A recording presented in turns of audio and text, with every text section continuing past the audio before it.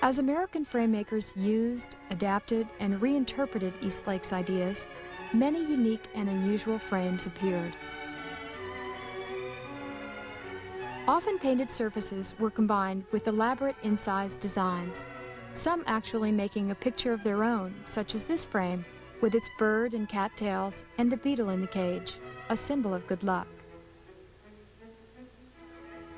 This Eastlake-style frame from the 1880s is actually silver gilded with the translucent ochre varnish applied.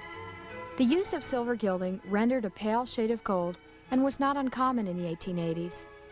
Silver gilding, like other silver objects, will oxidize and tarnish when exposed to the air, so sealing it with the varnish not only gave it its gold color, but protected it from oxidation. Another clue to the date of this frame is the outer decorative element of tiny ears of corn typically found during this period. The 1880s was also the height of Victorian eclecticism, as is well illustrated in this frame, composed of numerous complex decorative elements, such as the intricate flowers which appear on the outer edge. 1880s tastes also favored the French-inspired Barbizon-style frames, like this one on the Parish Art Museum's Introspection by Irving Wiles. The strong, rounded profile and flowers on the cross-hatched ground are typical of Barbizon-style frames. This pattern, cut into the gesso layer, is called gesso recutting and originated with earlier French framemakers.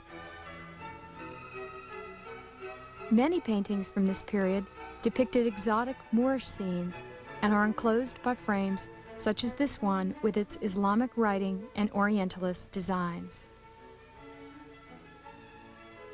1890s frames embody the shift in painting styles and popular taste with their combination of both elaborate and simple elements.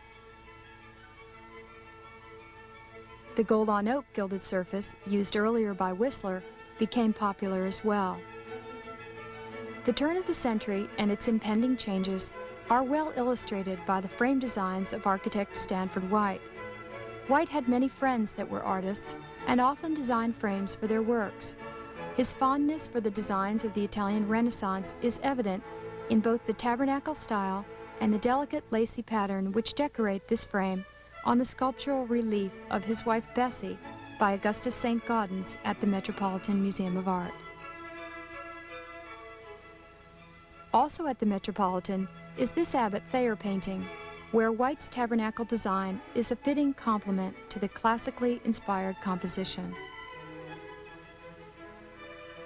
And this frame, on a painting of Mother and Child by George de Forest Brush. The graceful profile, which sloped away from the picture surface, was a marked departure from the deep profiles which had been in use up to this time.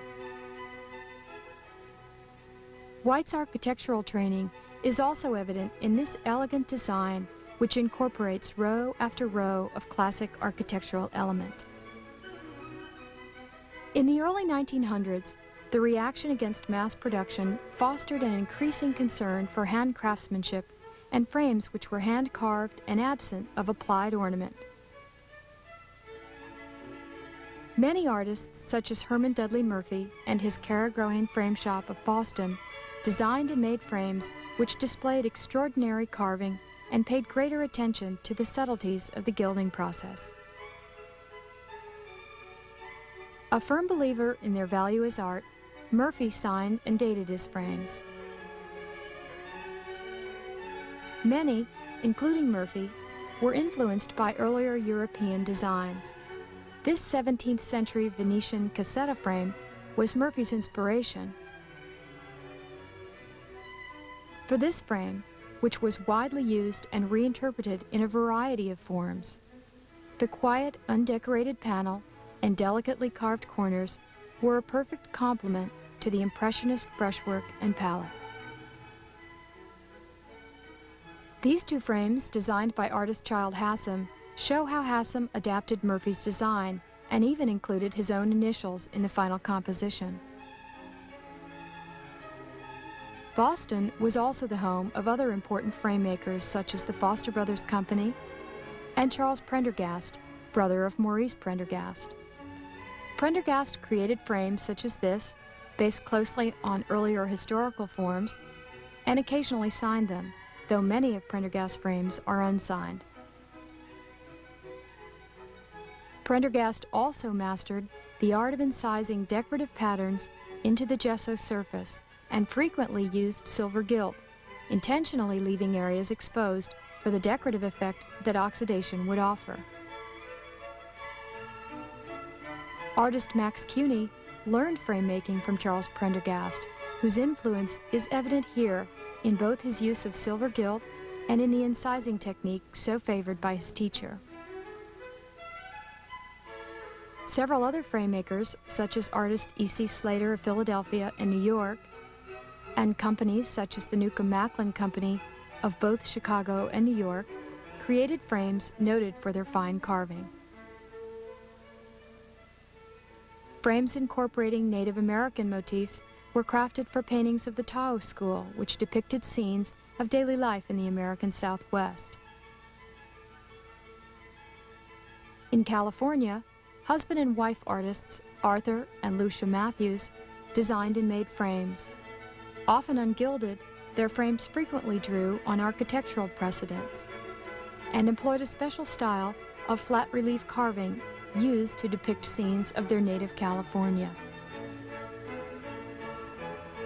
Bucks County, Pennsylvania was the home of artist and frame maker Frederick Harrer, who made many exceptional frames. Harrer used stencils and incising to create patterns on the frame surfaces, and many compositions were inspired by his travels in Spain and the West Indies. Following the early decades of the 20th century, frame design changed and gilded surfaces gave way to painted finishes due to the influence of a growing modern technological society, the advent of World War I, and the rapidly changing styles of artistic expression. An in-depth look at frame styles and their differences after 1920 warrants a separate study. At Eli Wilner Company in New York, a gallery devoted to the recognition of the period frame, we have a rare opportunity to appreciate the work of these artisans. In America, it is only now that we are examining the rich legacy of the art of the frame.